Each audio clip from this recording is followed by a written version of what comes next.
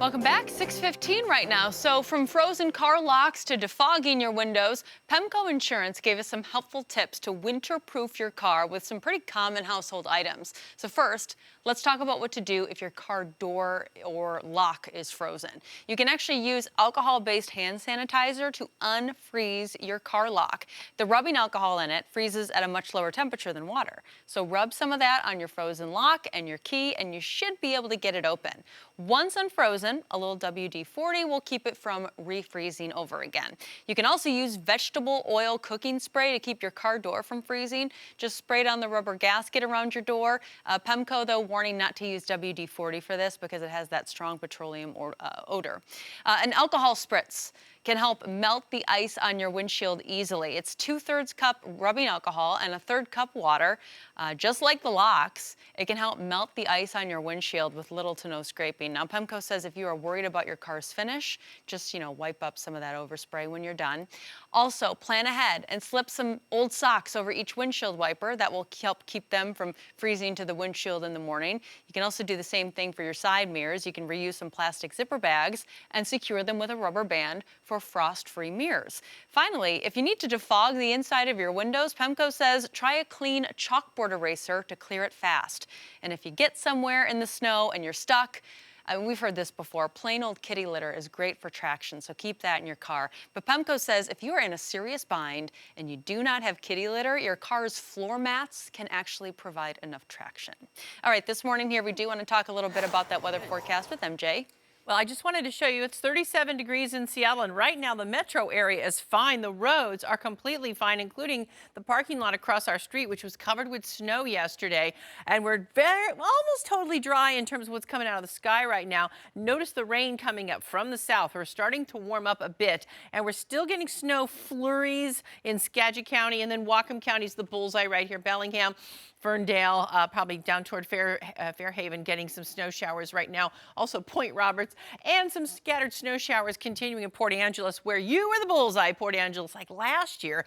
18.5 inches as of last night when people were sticking rulers in the snow. These are official observers from the Weather Service. A foot of snow in Anacortes, 9 inches in Brennan, 8.5 in Friday Harbor, 8 inches in Cedro-Woolley in the Seebeck area also, 7 inches in Forks, 6 inches in Oak Harbor, 4.5 inches in Bellingham. So it's been crazy amounts of snow. A lot of that in the north end is staying frozen, but we're going to start to melt out in the south end. Still a little bit of ice out there. 38 by our high today, kind of breezy throughout the day, and then the afternoon we're going to start to get some more precipitation. Could be all of the rain variety for Seattle, but maybe a little snow mixed in. Tomorrow and Friday, mostly cloudy with a chance of showers with perhaps a little snow mixed in, especially Friday morning. 41 tomorrow, 39 on Friday, and then we really warm up over the weekend. All rain on Saturday, rain showers on Sunday and Monday. Martin Luther King Day, rainy and almost 50. All right, Adam, where are the problems on the roads? Well, let's talk a little bit about this for a second, because we are seeing the possible snow, and actually not possible, it is the factual snow for drivers moving in through the Bellingham area. That a concern for drivers moving up and down the I-5 corridor. Bellingham in general really sucked in this morning, so driving accordingly for the conditions that we've seen through the north. Same goes for folks on the peninsula right now. That's a real big concern as well. Getting out the door going to be even a question mark. Central Puget Sound, we've seen a lot of our roadways handling just fine. 405, no major complaints, no concerns getting out of your own neighborhoods and your own driveways, though. That, again, the bigger concern this morning, where things were frozen up or iced up. It still hasn't thawed out. Snoqualmie Pass moving slow across the pass. Folks having to chain up to get across the pass unless you have all-wheel drive. But even then, you still need chains in your car. Out of the south end, the Valley Freeway and I-5 have actually been well behaved. Tacoma, Puyallup, you're checking in okay, at least for the moment. Guys, back over to you. All right, still ahead, Travis, we finally have a winner in Jeopardy's greatest of all time tournament. But there's a twist. Really? The champ is already saying someone else deserves the title. Seriously? Seriously. So who was the champ last night? And who does the new champ think should be the new champ? That's a lot to unpack. We got a lot to do here after this.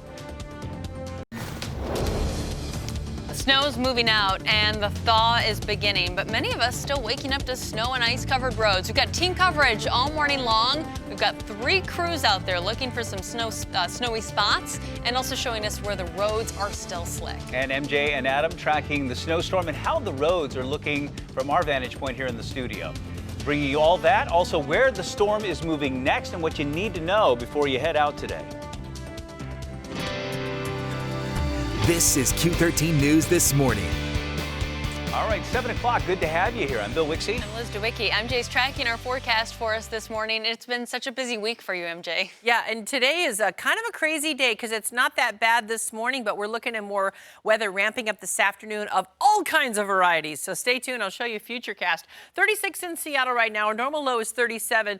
Significantly, we're above freezing in Seattle, and the roads are melting out. They're really not that bad in the metro area. Notice the green on the radar coming toward us. We've got rain on the way, but there's still some cold air in place, so some of it's going to fall as snow, and we are still getting snow showers. Pretty significant stuff going on in Whatcom County in these bands of snow, some of them heavy at times. Also, Point Roberts getting some, and Skagit County is also getting some snow showers. Clallam County, some flurries on top of the over 18 inches that you got in places yesterday or the last couple of days. So a chance of precipitation this afternoon. There's a broad brush. Some of it rain, some of it snow, some of a rain-snow mix. All snow in the north end up and toward Bellingham. And highs today, not much warmer than now, but above freezing for most of us. 38 Seattle and Tacoma, 36 Everett, 37 in Bremerton. There's Bellingham, barely above freezing. So as you step out, warm coat with a hood necessary. To the north, your winter gear, the boots, etc. All right, I'll try to track all the craziness this afternoon shortly right now. Adam, what are you seeing on the roads? Well, fortunately, a lot of the craziness can be actually pretty well contained at this point. State Route 20 near Best Road, getting in between, say, Mount Vernon, Burlington, and trying to make your way out towards Whidbey. You'll find that this a concern. It's a vehicle off the road. State Route 20 near Best Road. That's one of the spin-out collisions that we've seen this morning. Crews on scene now trying to remedy the situation as you see the incident response team on scene. Bellingham and further north, we have seen problems continue as you make your way up towards the U.S.-Canadian border because the snowfall has been so thick. Same goes for drivers on the peninsula. But Central Puget Sound, overall, we're handling nicely on our major highways and byways. It's still getting out of your own driveway that's a concern. Getting out on the neighborhoods and the surface streets, side streets where things are still really quite slick that I'm most worried about that. Travis, over to you. Adam, thanks. The weather is also causing some school closures and some delays this morning. We're keeping you updated over on the website, Q13Fox.com, but wanted to highlight some of the bigger districts, the closures and delays. Let's start in King County. You can see on your screen for closures, we have Seattle, the district making that decision last night, Lake Washington, North Shore, and Issaquah districts, Shoreline, Renton, Tahoma, and Mercer Island districts. Those are running 2 hours late this morning. To Whatcom County, we know one of the bullseyes here, Bellingham, Ferndale, Mount Baker, Meridian districts, and Linden all closed this morning. Then to Snohomish County, Edmonds, Lake Stevens, Marysville, Monroe, Everett, and Snohomish districts are closed. To Jefferson County, Brennan and Quilcene districts are closed as well. And for Kitsap County, Bremerton, Central Kitsap, North Kitsap, South Kitsap, all those school districts are closed, but Bainbridge Island at this moment running 2 hours late. Moving down to Grays Harbor County, a lot of delays there. A few of those are Aberdeen, Cosmopolis, Elma, Hoquiam, all running 2 hours late. And we know we didn't get to all of the school closures and delays out there for me to say verbally, but they are all running on the ticker at the bottom of your screen, or you can always go to Q13Fox.com and click on this red bar. It'll take you to our live page as it updates. Guys, back to you. All right, Travis, thank you. So with all of those schools impacted by the weather, your commute could be as well. Yeah, we're keeping an eye on roads this morning for you here, and we want to start with John Hopperstad, live in Bellingham right now. And John, you found an intersection where a lot of cars are getting stuck. Where are you at? We have. This is a tough spot to be. This is along Samish Way here, just at the on-ramp and the overpass to I-5 here. And the problem is you're heading up a hill, but then you hit a red light, unless you're lucky and you get the green light and go through. Then you got to stop and start up again on a hill. So we've seen a lot of people spinning their wheels here and a few people actually getting stuck. A police officer just a little while ago had to actually get behind a car and push it up this hill. So this is one of the tough spots here. And this isn't even that steep of a hill for Bellingham. There's a lot of hills that are a lot steeper than this in the city, and they're snow covered like this. Now, let me give you an idea of just how much fresh snow they've seen overnight here. As I plunge my hand down in here, it is at least a good 5 to 6 inches of fresh powder here in Bellingham. So we've seen some people heading for the bus to go over to Mount Baker. They're going to be loving this, but drivers, not so much. I-5 is compact snow and ice right now as you're driving through Bellingham, so people are keeping it at a low speed, 30, 40 miles an hour. By the way, it's also 18 degrees out here, so it's extremely cold as well. But we've been told by Bellingham Emergency Management Agency that because this snowfall came between 1 and 4 a.m., the plows are just now getting out here and trying to deal with this and plow some of these streets. So they are concentrating on the main roads, and those side streets, they say, are going to have to wait till later in the day. They want to get the plows out on the main roads and then put de-icer on them as well, because again, temperatures are really low here and we already have compact ice and snow on the roads. So if you live on some of these back roads in Bellingham, some of them are extremely steep. We see cars parked on them. It's going to be tough to get out of there, to get out of your neighborhood. Best not to even try, but we're seeing a lot of people obviously making the morning commute here in Bellingham, and this particular spot here is a trouble spot, even though it's not that steep. People have to stop, and they're spinning their tires here in Bellingham. Guys, we'll send it back to you. We have seen a couple of examples of exactly what you were talking about there, John, while you were chatting with us. And we saw a couple of cars spinning out, trying to make their way through that intersection. So your point is well taken. And your fashion choice as well with the NHL Seattle cap. Well played, sir. Nice job. Yeah. Meantime, folks out on the Kitsap Peninsula also dealing with ice and snow on the ground. Omar Lewis live in Paulsbo with more on the challenging winter conditions they're dealing with there. Omar. Yeah, they got about 6 inches of fresh snow here, and you can tell by this parking lot just off of Highway 305 just how much fresh snow is out there this morning for folks dealing with that here in Kitsap County. We're in the Brown Bear Car Wash parking lot, but these look more like polar bears this morning. Taking a look at the Highway 305 out here, you can see things look relatively clear. They've been trying to come through with those plows, trucks, snow trucks, and then putting down the solution as well, but there are still those slick spots, and you can tell even from this angle out here this morning. Let's take you to some video from Silverdale. We know they got about 4 inches of snow as well there. The snow plows were out there trying to clear those streets also this morning as we were riding through, but again, it's those side streets that are really causing the main issues for these drivers. Folks being told to take it slow and easy as you head out the door this morning. Back out here live here in Central Kitsap County, we know that school officials went out, took a look at all the conditions and said, nope, it's just too dangerous for kids to head back to class today, so they canceled school here in this region. But again, they got about 6 inches of snow. The National Weather Service saying things came down at about 1 to 2 inches of snow an hour at the height of this storm. Of course, we're continuing to follow this one for you, but that's the latest here in Paulsbo this morning. We'll send it back to you guys in the studio. Omar, appreciate the update. Thank you. Stevens Pass, meanwhile, has been now closed for 3 days. Allie Bradley's in Gold Bar, where strong winds and heavy snow have knocked down trees and power lines. Yeah, here in Gold Bar, US 2 remains closed indefinitely all the way to Skykomish. And one of the biggest issues that folks here are dealing with is the heavy snow here on these trees. So we're going to show you exactly how heavy this is.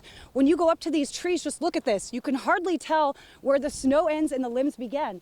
And just look at how much snow is on that tree limb. That's what they're dealing with, and that's what they're worried about, is these power lines sagging and coming down, and these trees toppling over into the streets and causing issues for drivers. And that has been the case for the last couple of days since Sunday. So we'll continue to be out here watching this closure, but we know folks up there, they're stranded without food, without fuel, without provisions. So we'll keep an eye on this story here for you, but Trooper Axman tells us that this road is closed indefinitely. That's the latest here from Gold Bar. We'll send it back to you in the studio. A lot of snow there, Allie. Thank you. Don't forget, you can always get the latest weather, traffic, school closures. Download our Q13 app. It is free. Turn on notifications, and we'll send you alerts right to your phone as the weather changes. You know, MJ, that was a really good demonstration that Allie had for us there. It shows you just how heavy those trees are weighed down by all that snow. Now we have heavy winds coming our way. You just asked me, could we see trees down? Yes. In the next weather hit, I'll show you the high wind warning now for the Cascade foothills communities on the western sides of the slopes where we get those screaming easterlies. You know what I'm talking about? You know, Sammamish area down through Enumclaw, and we're going to get gusty winds this afternoon. afternoon. Back to right now, 36 in Seattle right now, really quiet in the metro area where we're warm enough that all the stuff on the ground has pretty much melted out, but it's freezing in Everett and it's 18 in Bellingham. We saw John Hopperstead in Whatcom County. That's the bullseye for lousy weather this morning, but as we saw Kitsap County, you're covered. Port Angeles out there, 30 degrees right now, and everything's frozen. And when the wind chill factor, it feels like 5 degrees in Bellingham right now. It feels like 23 in Port Angeles. Actually, everybody feels like they're below freezing except Friday Harbor at 35 right now. Wenatchee, it feels like -2, so very cold. But we're watching this warmer air come in. You can see that fetch from the south and that circulation that's going to bring the south winds up through the region and also warm us up with maybe some rain this afternoon.